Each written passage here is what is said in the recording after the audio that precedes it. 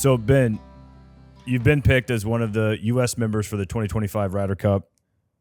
Take us through your mindset. What are you most excited for? Where are the nerves setting in? Where's the confidence at? What are you thinking? Well, the anxiety is kind of over. It's been a very anxious, I'd say, playoffs in general. It's been maybe even a little bit difficult to focus just on my task at hand every week, just because I've been doing, full swing this year with Netflix. I've been doing a lot of stuff with the media and constantly getting questions asked about the Ryder Cup. And so there's been a lot of press around that. And it's been, I'd say it's not an added stress necessarily for me, but it's definitely added some anxiety going to bed every night thinking, all right, what are the captains thinking? Are they going to take me? Are they not? But just really excited that they believe in me, want me to be on that team. And it's going to be an incredible experience and honor to represent the United States, but also just be in that locker room with the 11 other guys and build bonds with each and every one of them. And all of us kind of work together towards a common goal, because in golf, it's a very individual sport for, however many 35 weeks a year. And then you get 1 week where now all of a sudden I've got teammates, and other than the Zurich Classic, this is the only time where you're going to have at least one other teammate, and it's 11 guys, and we're all on each other's side, and we're all going to push each other and be supportive of each other. And it's going to be really cool to build some of those experiences, get to know everyone a little bit better than maybe I already do, and just be in a room of elite golfers all trying to keep the cup on home soil. Setting the stage a little bit for Ryder Cup. You've been a part of Ryder Cup as a 4-time player, assistant captain, and now 2-time captain. What makes this event so unique compared to everything else in golf? Well, I think it's one of the greatest team sporting events in the world. I think what sets it apart in the world of golf is obviously because it is a team event. It just makes it more special. We play as an individual, 99% of the time. But the Ryder Cup has great history between the great rivalry between Europe and America, and I think that's what the fans sort of really sort of go towards. They love that team competition, that team environment. Again, it's very unique because we have such individual mindsets as golfers, and then suddenly you have to come into a team and try and figure out ways to be successful together. So yeah, it's one of the best events. It has such great energy, a great rivalry, and great history. And within that team format, I have to assume that there's an increase in pressure and intensity. So how do you prepare yourself, and how do you prepare your players to handle that intensity and that pressure playing in the Ryder Cup? Well, you got to remember these are world-class players in their own right. You don't play on a Ryder Cup team if you're not one of the best players in the world. So I think handling pressure is something they're very good at. But certainly players feel like, and ones I've talked to on both sides of the teams, US and Europe, you feel the pressure more because you don't want to let your teammates down, and I think that's a different kind of pressure. It only comes around every 2 years too. So, if you mess up in an individual stroke play, you can blame yourself, and you always got next week. Ryder Cup, you have to wait another 2 years, and you feel like you've let your teammates down. So that's where the pressure comes from. And, I think it's just, again, when you're a world-class player, you figure out ways to deal with it. And it's funny, a lot of the game and the shots you see during Ryder Cup are even better than what they would usually do. It inspires you to focus harder and, play some amazing golf under the most scrutiny ever. With your win at the Zurich Classic, the team event this year, also your win at the Charles Schwab, what lessons are you taking from those wins going into the Ryder Cup? Yeah, it's just kind of, I touched on it earlier, but the belief in myself, knowing that I've gotten it done against the best in the world. Especially the Zurich Classic, we had Rory and Shane in that field. Other, Ryder Cup team members were in that field. And so I know I can beat other guys that are on the opposite side in those team formats. And then, the Charles Schwab, just the way I kind of handled maybe a little adversity down the stretch, really tough golf course.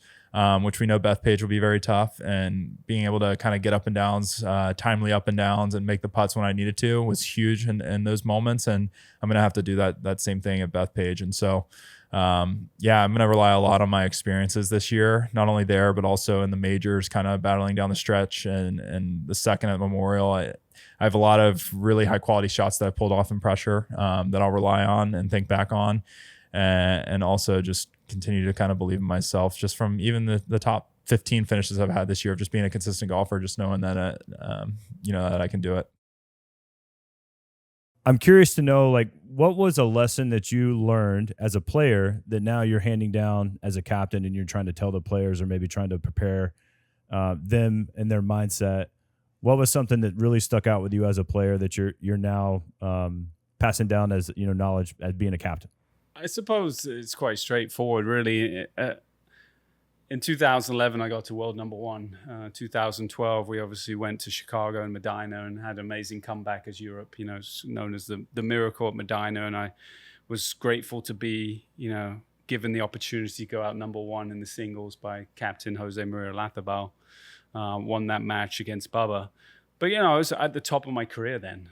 Never did I think that I would not play another Ryder Cup as a player. So, again, my message is to enjoy, to the players that make it, is to embrace it. Obviously, you just never know what the future brings. You have this moment to really enjoy, make the most of it. It's the best week of your life. You're going to have so much fun with your teammates. It's going to be pressure packed, but it's something you'll always remember. So it's just about reminding them, how lucky they are to be a part of the team, and just to embrace it as much as possible.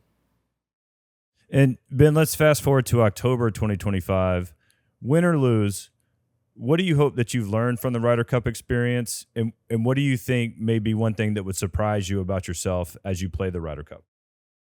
Yeah. I hope to be able to look back on the Ryder Cup and truly know that I'm one of the best players in the world and I've earned a ton of points for the United States team. And hopefully we get that win and keep it on home soil. But it's going to tell me a lot about myself, how I handle a lot of the situations. I'm going to learn a lot from other players as well, learn a lot from the top, Scotty Scheffler's. And, I don't know who I'm going to be playing against in matches, but it's just going to be a different environment that I've never really played in. Yeah, I've played at the Waste Management, and I've played in majors, and I've played in front of the craziest crowds, but I don't think anything compares to the Ryder Cup, where you have a bunch of fans that are really all on your side and also pulling for not only you, but your 11 other teammates. It's just going to be an interesting dynamic, and I'm so excited to represent the United States and represent the country and hopefully do an incredible job and make a lot of points.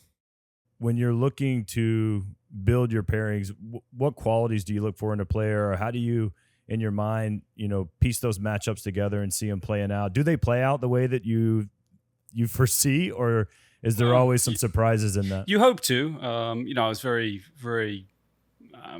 One of the most happiest things about the captaincy in Rome was, we were able to win the foursomes 7-1 against a very strong US team.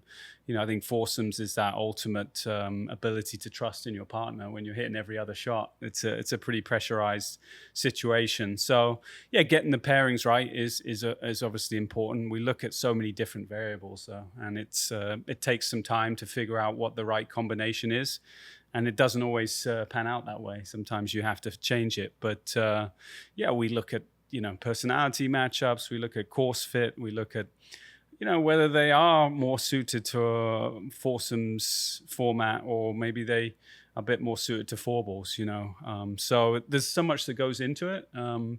But it's about putting all those pieces together, that jigsaw, and hopefully you come out with the kind of the right recipe for success. So, Ben, we have a clip from you post Ryder Cup 2023 where you're talking about what it would take to make a Ryder Cup. We'd like to show you the clip and then get your thoughts on what you said 2 years ago versus today. All right. Yeah, it goes back to what Keith was saying. It's like, to make a Ryder Cup, you've accomplished a lot in your last year or two. So everyone's playing well leading up to a Ryder Cup. So it's not like there's a guy on the team that you're like, I don't know if I want to play with them. I don't know if they're in form. Everyone's good. Everyone's incredible. You're talking about the best players in the world. So everyone's should be happy to play with, anyone on the team, and would be confident enough to win their match. Wow. Yeah, I guess I'm one of the 12 best players in the world, and I hope everyone's thinking they want to play with me now. It's pretty cool to look back on that. I wasn't sure what I was going to say. But yeah, it's an incredible honor to be one of those 12 guys, and really excited for the opportunity ahead, and hopefully everyone wants to play with me. And let's talk about that a little bit. So as far as pairing and dynamics, who's somebody that you think you would pair really well with? Yeah, it's a good question. I probably could see myself playing with Bryson. I could see myself playing with Justin Thomas. I think that would probably make the most sense just looking at what the team is. Scotty and Henley played really well together. They're probably going to be matched up. You got to think JJ Spawn and Morikawa maybe would be good together. I think I would mesh well with probably either Justin or Bryson. The one thing I didn't mention in there is also like golf ball, I think plays a little bit of a role. So making sure I'm playing the same or similar golf ball as my partner, I think that's going to be important. So we need to look at that. I'm curious what the captains are thinking in terms of pairings, but I definitely think Justin Thomas could be an option.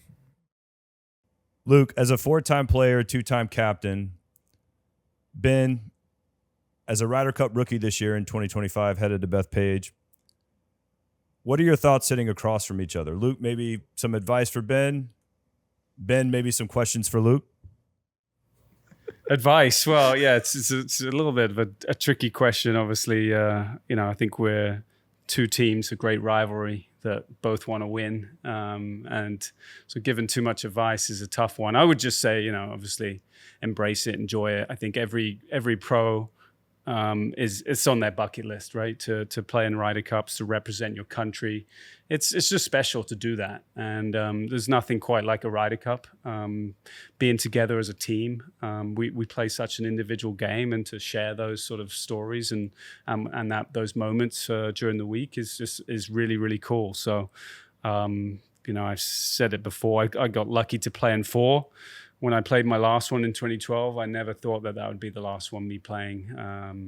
Just the way golf goes sometimes, and so I think you just have to embrace the moment, embrace the week, because you're never guaranteed anything past that. So that would be my only advice. Really, is just enjoy it.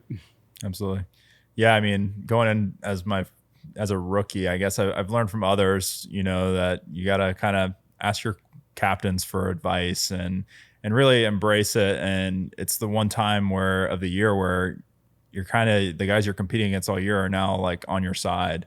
And so you're pulling for each other, and you're building these bonds that maybe you weren't able to necessarily build throughout the year. So I feel like, building those friendships is going to be really cool. Really excited to team up with the United States. Obviously, Luke's going to be on the opposite side, so there's not going to be a whole lot of conversations that we have with each other. Even though we're both on Team Mizuno, it'll be a shift in teams for that week. But nonetheless, really excited. Obviously, it's really cool what Luke's done with his team, last 2 years ago, and what they're trying to do this year. And I know the United States teams, not taking anything for granted. We're going to come in, and it's going to be extremely competitive, and it's going to be a ton of fun nonetheless. But we're going to be trying to beat each other hard all week long. And there's not going to be a whole lot of shared advice. Fair. Let's talk about the evolution of Ryder Cup. It seems like this tournament gets bigger and bigger every year. Does it feel like that as a player and captain? And Ben, have you seen that from your side too, where it just feels like the Ryder Cup has grown year over year? Yeah, I mean, I definitely think so. Whether that's through TV, through the matches that have been played, some of the chippiness, some of the rivalry, it just seems to keep growing. It has a rich history, obviously, the Ryder Cup dating back almost 100 years. It wasn't very competitive for a lot of those years, but obviously since we had Europe come on board, it's been very, very competitive, and there's some good battles. And I think the fans, as I said, they really take to team competition more than anything, and they love to see the rivalry. They love to see the intricacies of match play.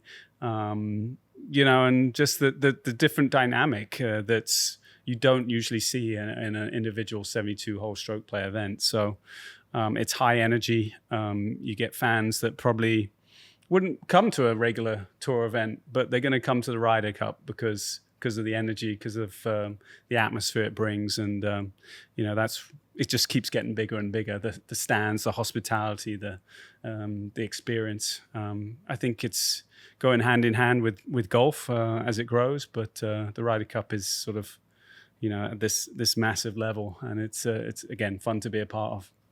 Yeah, I mean, this will be my first, but just seeing it from the outside, as a fan, the past several years, or even as, a player on tour, just supporting kind of some of my friends now, it's been really cool to see just how big it has really become. And yeah, the fans are totally embracing it. The media is embracing it. It's a different format than what we see all year long. And there's nothing like it. I mean, you've got an entire country, being the United States, behind one team, and then you have all the European countries behind the other, and it's super competitive right now. If you look at kind of even the data and stats on both teams, it's like every year it's a toss-up. You really don't know. And like Luke said, in the past, maybe it was a little bit, maybe there was a little bit more advantage on one side than the other, and now it's super competitive. It's unlike any other event. There's so much momentum that builds throughout the season to it, through media, through just what we play for on tour, and also nowadays it's the one time where we kind of get LIV and PGA Tour players playing together on both teams, and so fans love seeing that right now. Even though I think PGA Tour has more momentum in terms of the talent on tour, and in the DP world as well, but it's just really exciting all around. You've got the best golfers in the world on both sides, or in Europe and United States on both sides, and so nothing like it. We're I think both really excited to see how it turns out this year at Bethpage, and I think it's going to be extremely loud. It will be. And Ben, you may have experienced some of this at the Zurich Classic and the team format, but let's talk about momentum swings. During the Ryder Cup, there seems to be a lot of them. Every day, different hour, teams up, teams down. How do you feel like you're preparing for those types of momentum swings? And do you feel like the Zurich maybe prepared you for some of that? Yeah, I think even throughout the year as an individual golfer, there's definitely been momentum swings that I felt during rounds, battling down the stretch.